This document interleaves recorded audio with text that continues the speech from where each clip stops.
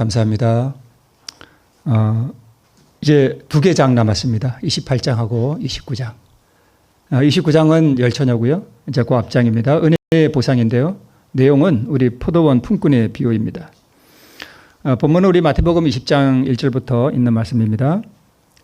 천국은 마치 품꾼을 얻어 포도원에 들여보내려고 이른 아침에 나간 집주인과 같으니 그가 하루 한 데나리온씩 품꾼들과 약속하여 포도원에 들여보내고 제3시에 나가보니 장터에 놀고 서 있는 사람들이 또 있는지라.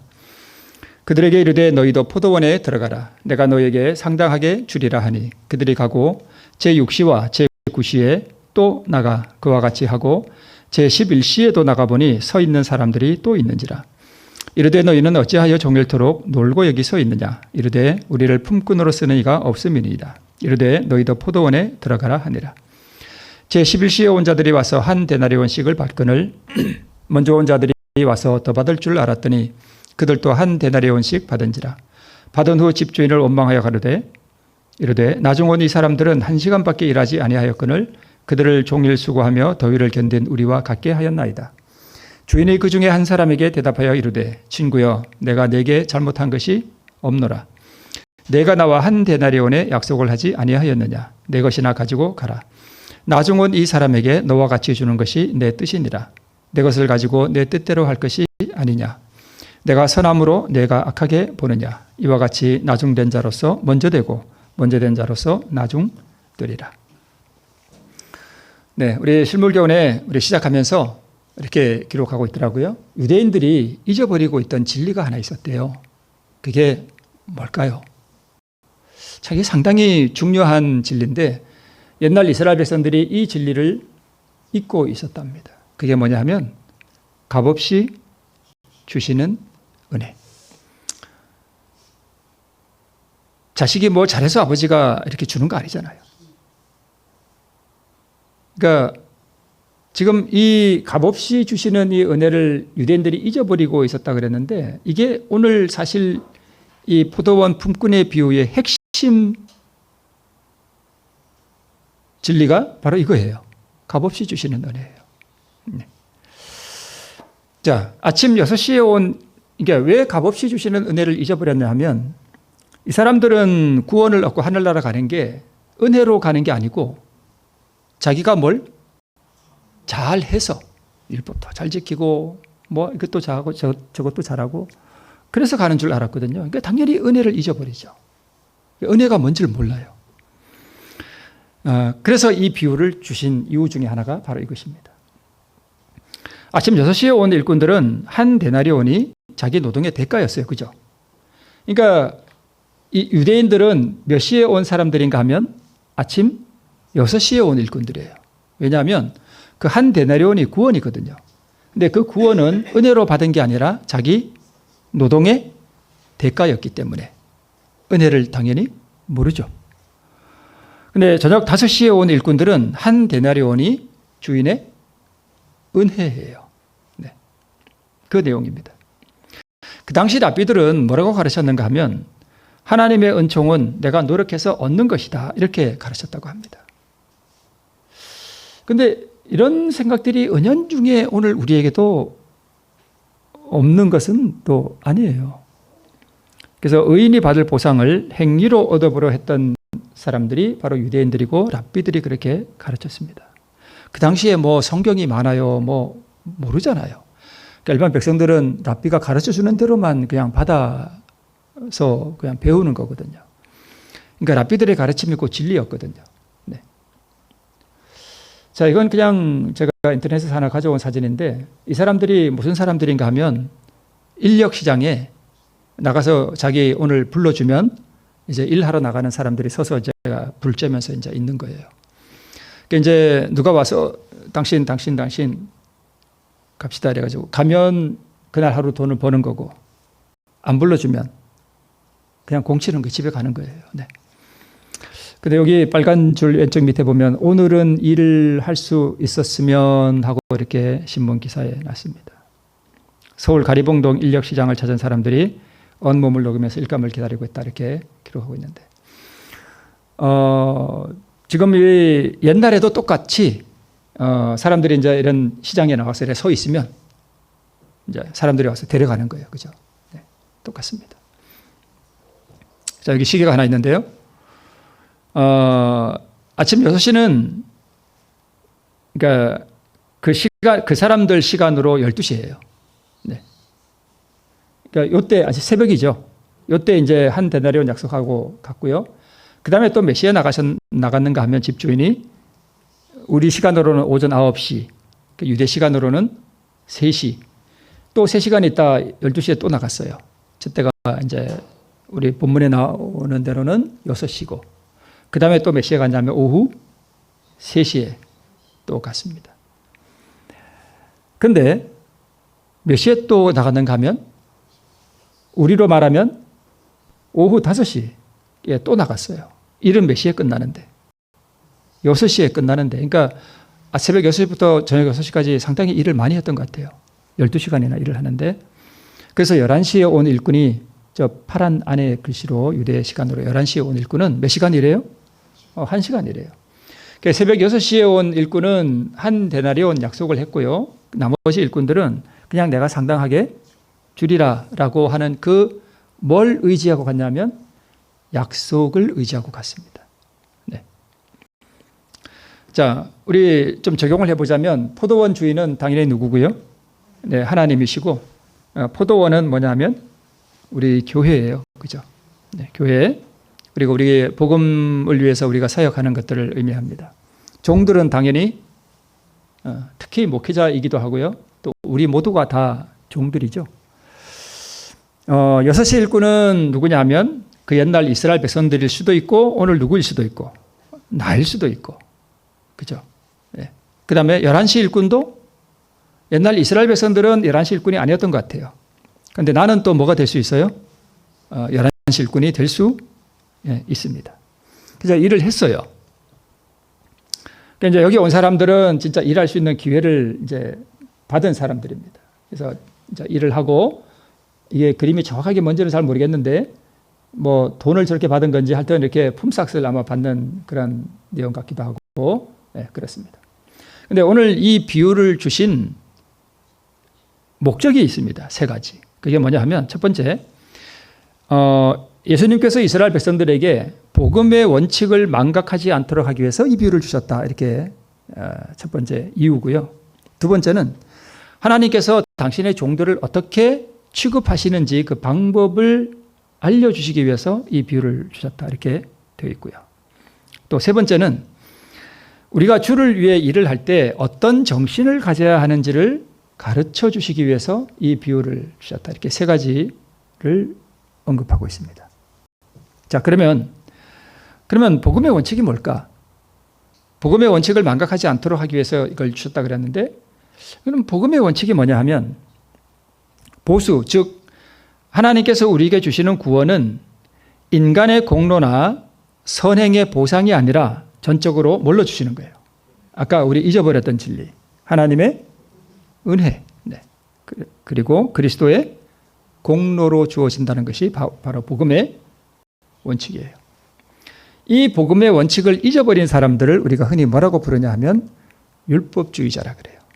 내가 율법을 잘 지키고 선행을 많이 해서 그 공로로 하나님께서 나를 이쁘게 보시리라 하는 그런 생각을 갖는 것, 그게 바로 복음의 원칙을 망각한 거죠. 자, 만약 어떤 사람이 하늘에 이제 구원받아 갔는데, 이 하늘에 가서 영원토록 시간이 지나면서 어떤 사람이 내가 구원받기 전에 이 지구에 살 때 내가 이런 일도 했고 저런 일도 했고 내가 이런 업적도 세웠다라고 말하는 사람이 있을까요? 없을까요? 없어요. 만약 하늘에 가서 자기가 세운 공로나 업적을 이야기하는 사람이 있다면 그 사람은 어떻게 될까요? 반역자로 추방됩니다. 물론 그런 일도 없겠지만. 네. 자,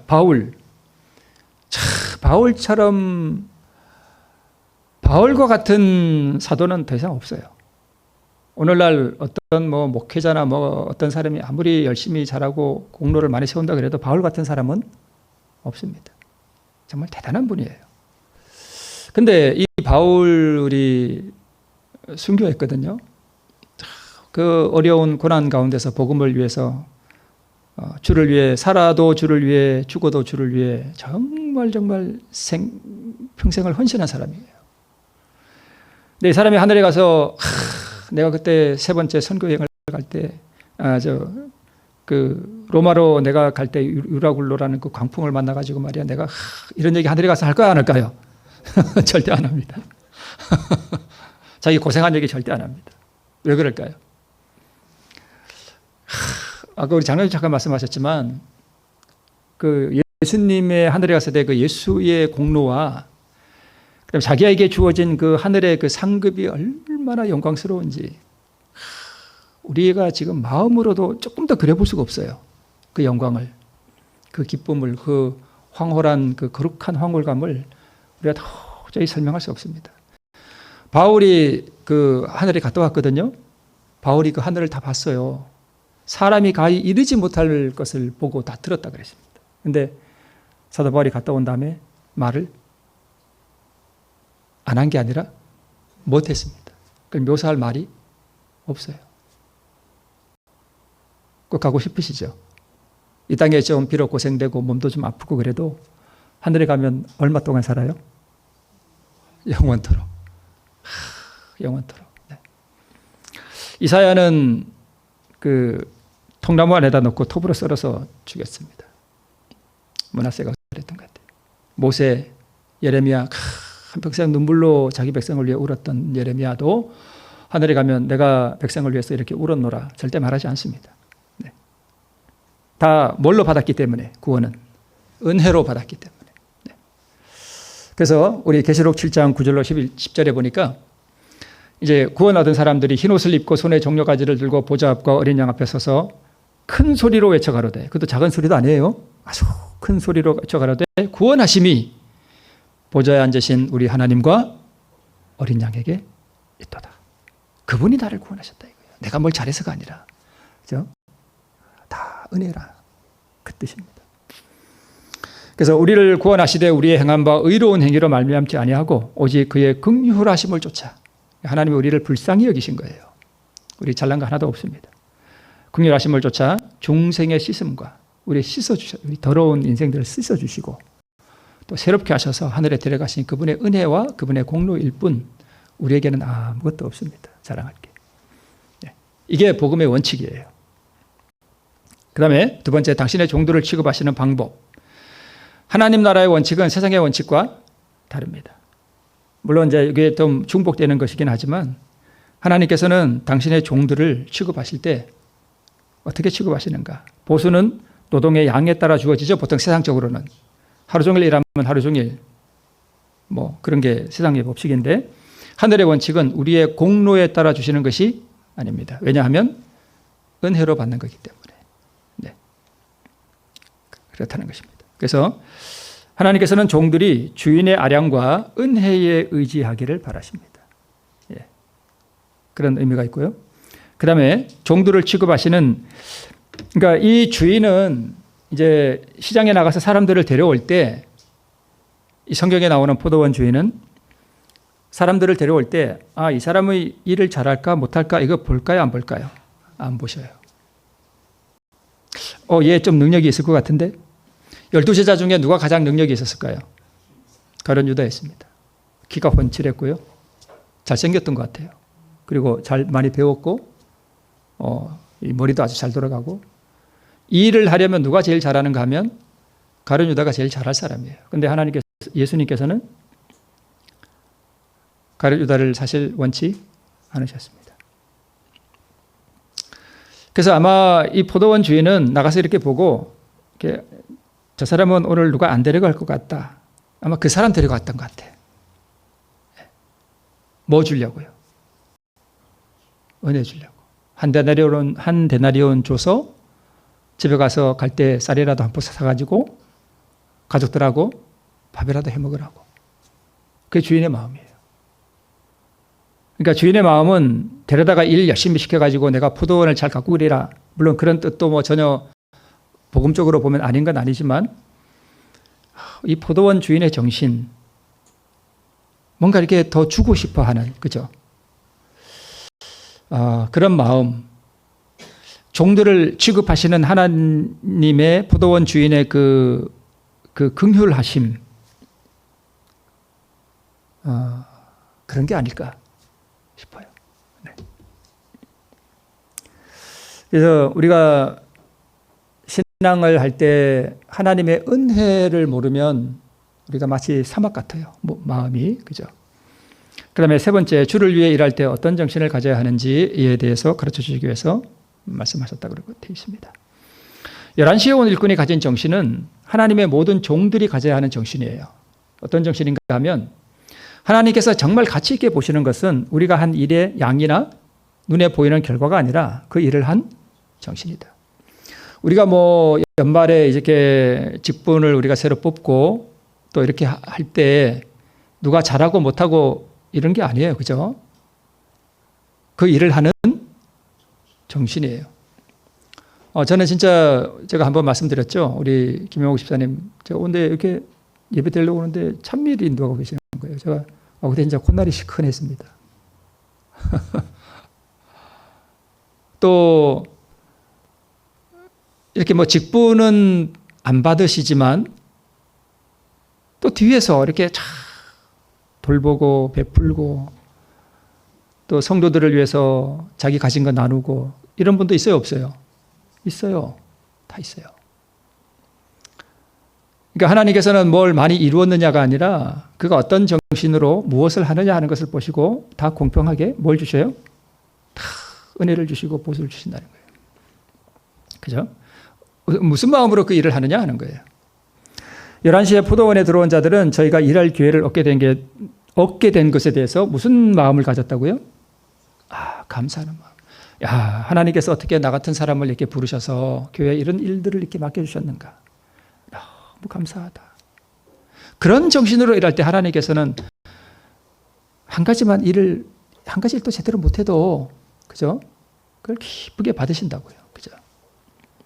저희 마음은 그들을 일꾼으로 불러주신 주인에 대한 감사로 가득 차 있었다. 이 사람도 아는 것 같아. 같이 이렇게 장터에 나와 있는 사람들에 비해 보니까 자기는 어때요? 몸이 왜소해. 나를 누가 불러줄까? 근데 주인이 오더니 옆에 좀 힘께나 쓰겐 사람을 안 부르고 누굴 불러요? 나를 부르네. 그래서 내가 갔어. 11시에 그것도 1시간밖에 일을 할 시간이 없는데 해가 이미 뉘어지고 있는데, 그래서 나 같은 사람을 불러주신 게 너무 감사해요. 그래서 하나님께서는 강한 사람을 쓰시는 게 아니라 누굴 쓰신다고요? 약하고 보잘것없고 그런 사람을 쓰신다고요. 네. 그러니까 이 11시에 온 일꾼은 그런 사람을 안 보고 자기를 뽑아주신 주인을 가만히 보니까 그게 너무 감사해. 그래서 더 열심히 해.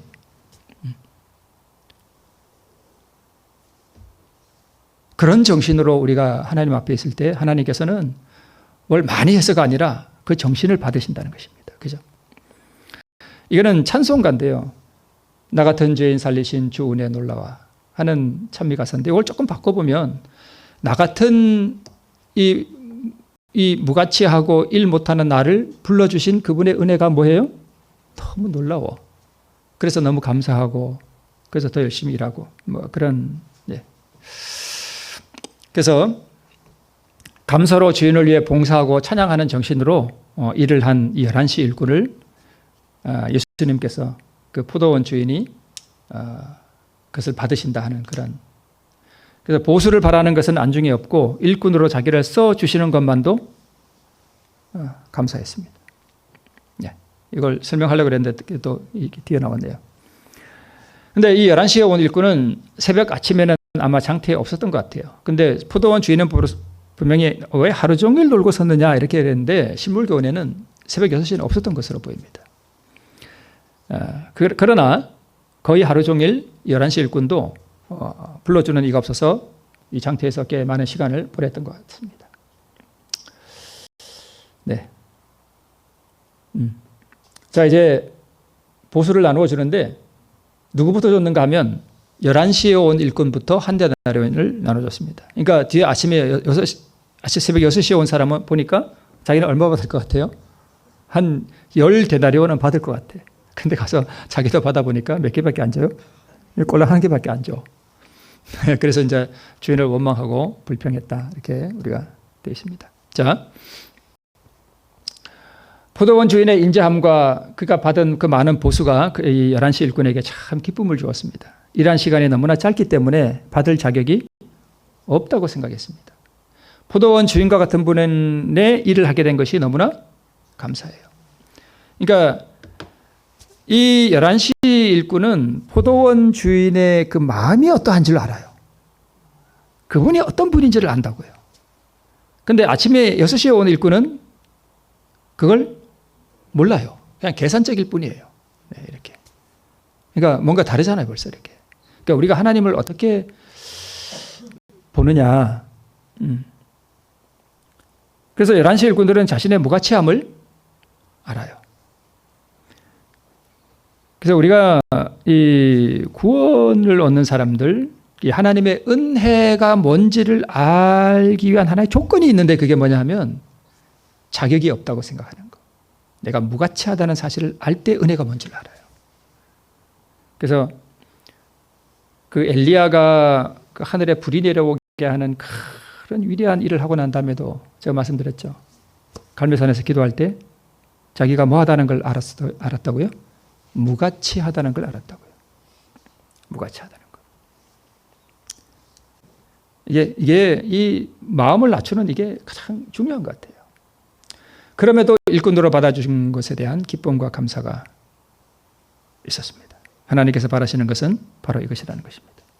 근데 우리가 뭐 잘 아시겠지만 아침에 온 일꾼들의 정신은 자만심과 이기심의 정신이었고 감사와 기쁨이 없어요.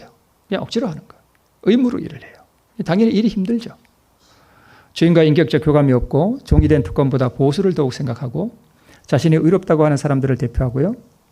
그 다음에 봉사에 대한 보수가 없으면 하나님이 자기의 뭘 이렇게 안 채워주시면 하나님을 대반에 원망하고 불평하는 정신이 바로 이 아침 6시에 온 일꾼들의 정신이에요. 그러니까 감사가 없어요. 그분은 교회가 연약해지고 화를 입게 되는 것은 스스로 의롭다는 정신 때문임을 아셨다라고 그래서 이렇게 기록하고 있습니다. 우리의 일이 하나님께 간합되도록 해주는 것은 우리가 일한 시간의 길이가 아니라 그 일의 자원에서 바친 우리의 마음과 충실함입니다.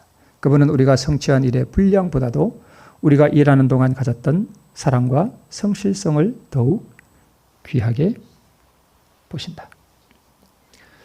자기 개인의 생활 속에서 날마다 자아를 굴복시키고 진실한 목적과 순결한 사상을 가지며 어떠한 불쾌한 일에서도 온유함을 유지하고 지극히 작은 일에서는 믿음과 경건함과 신실함을 나타내고 가정 생활에서도 그리스도의 품성을 나타내는 그리스도인들이 하나님 앞에서 세계적으로 유명한 선교사나 순교자보다 오히려 더욱 귀한 자가 될 수 있다 라고 기록하고 있습니다. 그러니까 이게 11시에 온 일꾼이 꼭 교회에서의 봉사라기보다는 어디에서요? 개인의 생활 속에서 그리고 가정 생활에서 그리스도의 품성을 나타내는 그리스도인들, 이런 사람들도 포함되는 것으로 우리가 이렇게 보입니다. 우리가 일한 시간이 아무리 짧고 우리의 일이 아무리 천할지라도 만일 우리가 단순한 믿음으로써 그리스도를 따를 것 같으면 우리는 보수를 받지 못해 실망하는 일이 없을 것이다. 가장 위대하고 가장 지혜로운 사람이 얻을 수 없는 것을 가장 미약하고 가장 비천한 사람이 얻을 수 있다. 이어서 천국의 황금문은 자기를 높이는 자에게는 열리지 않는다. 그것은 교만한 자들에게는 열리지 않는다. 그러나 영원한 문은 작은 아기가 떨리는 손으로 건드릴 때 활짝 열리게 될 것이다. 순박한 믿음과 사랑을 가지고 하나님을 위해 일한 사람들에게 주시는 은혜의 보상은 복될 것이다. 네.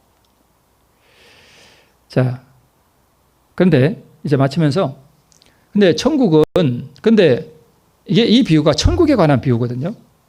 근데 천국은 마치 품꾼을 얻어 포도원에 들여보내라고 이른 아침에 나간 뭐것 같으니요? 집주인 것 같으니. 그러니까 천국 이코르 누구예요? 집주인 것 같아요. 왜 천국이 집주인인가? 천국이 집주인 것 같아?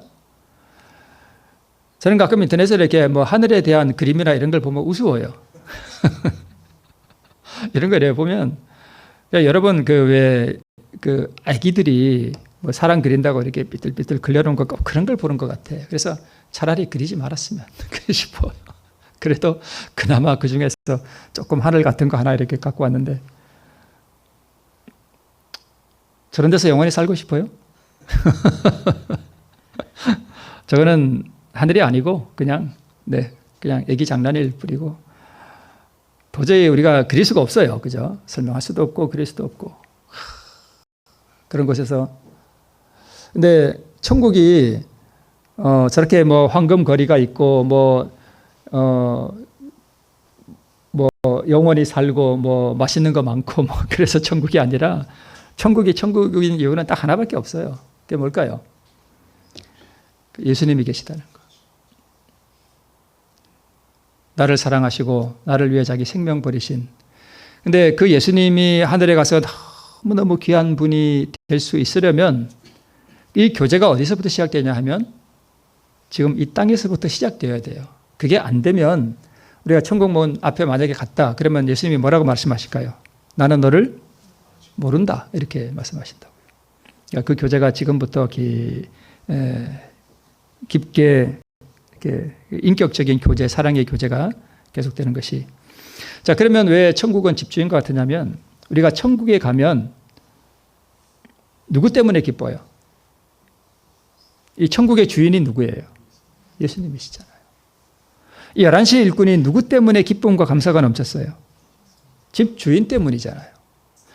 이 집주인이 이 11시 일꾼에게 기쁨과 감사와 찬양을 주었다고요. 그죠? 근데 그 천국에 가면 그 예수님이 우리에게 그 기쁨과 그 영원한 감사와 그 찬양과